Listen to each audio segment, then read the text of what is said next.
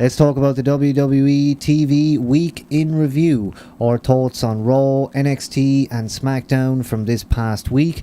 Now, of course, Raw began with that segment, Otunga and Cena. They had to drop the belts. Now, Otunga instructed by Barrett to lay down in the middle of the ring. And indeed, with that, new tag champs, Justin Gabriel and Heath Slater, with big smiles on their faces. Yeah, it's just a bloody mess, isn't it? Funny that they, gave them to Justin and Heath Slater. I mean, it's the tag team division is just destroyed. It really is just a mess. And those fancy new titles finally unified after how long? And they're on around the waist of bloody Justin Gabriel, the team of Justin Gabriel and Heath Slater from the Nexus. It looks like those belts were probably designed with Nexus in mind. It was speculated after the pay-per-view when Otunga and Cena got those belts that perhaps they would be changing between Nexus members. And indeed, that Freebird syndrome, as mentioned by one of our chatters and others, that you never know who's going to have the belts. Now, they did do what we thought. They just did it in a slightly different way. Of course, Otunga doesn't lose any heat with this. Again, his position in Nexus questioned this past Monday when you had Husky and McGillicuddy officially inducted as members. I'm thrilled to see those guys with those end shirts. I think both of them were let down by a poor season 2 of NXT, and I'm happy to see them getting a spot here. Yeah, at least they're getting their chance to shine. I think they're both pretty good. I don't know how Heath Slater is still hanging in there in the Nexus. I really don't. It just puzzles me. The rest of them, for the most part, I can understand, but I just I don't get the Heath Slater thing. I would have liked Otunga and Cena to hold on to those straps a little bit longer. There would have been some funny shit they could have done, but again, they dropped the ball with it. Why? I don't know. I think storyline wise, I thought about it a little bit, and I think maybe in some ways it makes sense. Maybe Barrett is thinking that he needs to get those belts away from Cena because he doesn't know which direction Cena is going to go. Is he going to go against Nexus? Is he going to take off and suddenly not be part of them? So I suppose he wants to get those belts on guys who he's got under his finger, kayfabe wise.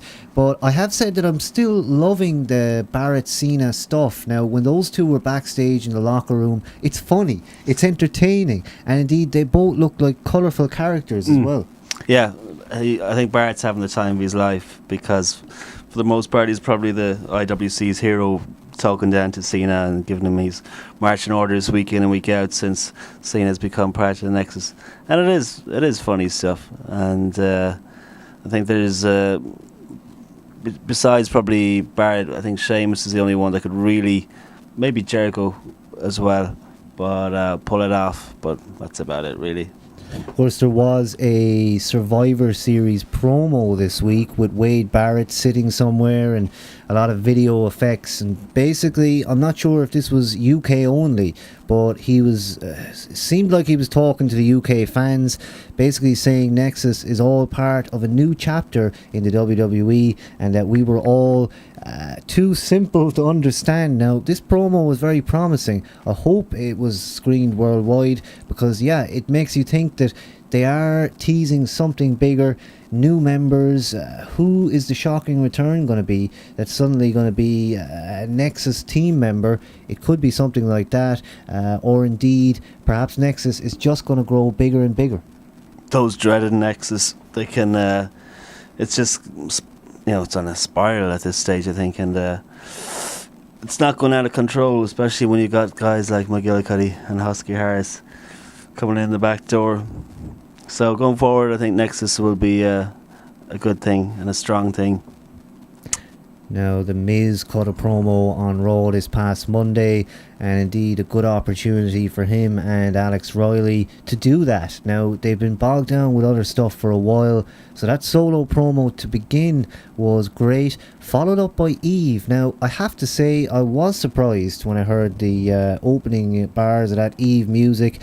It wasn't something I expected. A good early little swerve doesn't mean a whole lot, but she responded very well, and I thought she actually did cut a promo. Now, some of these divas come on and they just talk on the mic as if they were talking normally. She actually did a promo and did it well. I think she would have got a pat on the back from the office for that one. She definitely cranked it up a notch, and it was believable. And I think that going forward, that they should have a couple more little interactions like that. She can, and it seems like she really can piss the Miz off, and it is believable or whatever. Now, there's one topic that could be a video all of its own, and that's Let's Get Crunk, the new R-Truth song. Now, what does crunk mean? I mean, if you look that up in the Urban Dictionary, you'll find that it's not very complimentary. Indeed, talking about getting drunk, getting messed up, getting mashed, any way you want to call it, that's what R-Truth is now telling the PG-13 audience. Now, my first encounter with that word was actually a song, I think back about 10 years ago, Let's Get Crunk, and indeed, I don't know who did that, but it was rap. Is it Lil Wayne or something like that? No, I don't. It wasn't him. It was some unknown hip-hop trio of some sort, but yeah, it's been a while now. Have WWE not figured out what that means? Because that's not a very safe message. Well, I'll tell you my definition of crunk. Well, it's not mine, but what I understand it to be is a genre of music. Right. Crunk music, I believe they call it. That could be the thinking. Yeah, it's kind of like a hip hop ish, but it's kind of a bit on the kind of filthier side of it, a bit more. Right, fucked up, if you will. Does R-Truth stuff count as that? If it does, then you're totally. No, I mean it's kind of it's a bit crazy. Most of the kind of I suppose you know what it is really. It's like the hip hop punk, right? And they call it crunk. Well, you know, that's fair enough, in fact. And I mean, that's not a bad way. If they were to explain it away, then it's a good thing. But it's one of those double meanings, isn't it? I mean, people know of it as, getting drunk. I'd say it's more of a party thing, yeah. It's not going to be, let's get this genre of music or whatever. But, if that's the best I've heard it explained yet. And I think maybe if they're listening, they might want to write that down, because Linda McMahon and the Senate race and kids and Let's Get Crunk. But R-Truth, one of the baby faces now, and seeing him in the ring, I just remember the TNA days, and he's not for the big show, in my opinion. No, he just kind of I know, even his voice when he cuts a promo, just I don't know, something about that guy gives me a bit of a. Our thoughts on the WWE TV week that has just passed. Raw, of course, ended with that main event, John Cena versus Randy Orton and Wade Barrett in the corner. And indeed, by Raw of today's standards, what a great match this was. This is a TV match that could sell a pay-per-view. It did so years ago when you had Orton and Cena in there. It worked well. Now, of course, right now they're both baby faces. Barrett making up the heel side of things, and just to see him outside of the ring stalking, it was a fantastic picture, a believable match, and I thoroughly enjoyed it. Yeah, well, we'll see the results, I think, come Survivor Series. I can't really comment too much. I think I fell asleep towards the end of Raw, but it does sound like good times for Mr. Barrett. Very enjoyable Monday Night Raw. Of course, not forgetting that CM Punk commentary. Now, what he gets away with on that is just amazing. And I wonder what gets said to him. I'm sure he's told to play it up. But he was talking all about, various different things. And giving out about NXT. And yeah, it was amazing. Yeah, he does. He does let loose. It was funny. I can't remember any of the kind of ones that stood out. But he's pushing it, definitely. And then also, of course, notable was the Daniel Bryan Dolph Ziggler rematch. Now, this match was performed better than it was at Bragging Rights. They did a lot more this time. The crowd were seriously into it. Mm-hmm. Now, it's such a thing where lately the crowds have been so quiet. You notice it that 1 week of the month where the crowd are just really with it. I think actually Punk commentated on that match saying, didn't we see That's this right. last week? Or maybe it was last week's one. It was last week's one after the pay-per-view, wasn't it? it was still funny though. Well, I mean, they all run into themselves, and in this case, I think Punk. Yeah, I think it was that one, but I'm not sure. Indeed, Raw was good and better than usual, better than the average, I suppose is the best way of saying it. So starting off with SmackDown and Kane continuing with tribute to his brother this week. Taker Kane is over. I think a good series. It's nostalgic, but now time to move on, and we've learned that it is time to move on, as indeed Edge is going to be taking on Taker Kane come the next pay-per-view. We've talked a lot about that, so I suppose that's still going on. Another thought was the Swagger Soaring Eagle. Now this thing is over with me. Yeah, I liked it from the first time I saw it. Apparently it's Chavo Guerrero inside that bloody thing, but that's just makes it even funnier. I like how he mimics Swagger's kind of run around the ring with the hands in the air, and from World Heavyweight Champ to the Soaring Eagle, a long way to swoop, I think, for Swagger. He's not far away from the gobbledygooker. Yeah. Gooker is what they say now, to be PC. But he's a good character. Initially, I kind of thought it was stupid, but now I think it's quite funny and unexpected to see something like that paired up with a guy like a Swagger. Now, I looked at Swagger this week, and it's premature to talk about how he could be a Kurt Angle, but I felt like I could see young Flair in there. Now, I know it's a bridge quite far, but Flair had to start somewhere as well.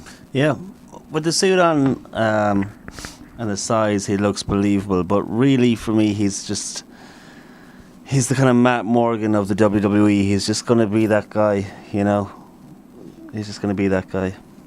I would love to actually go back. I think Morgan was even in for a bit, wasn't he? I kind of like Matt Morgan these days, though. He's quite funny. Yeah, I mean, by all intents and purposes, he should be well over. I mean, why not? Why isn't he at the top of the card? He's been there for that long. And him and Swagger, actually, quite a good match on paper.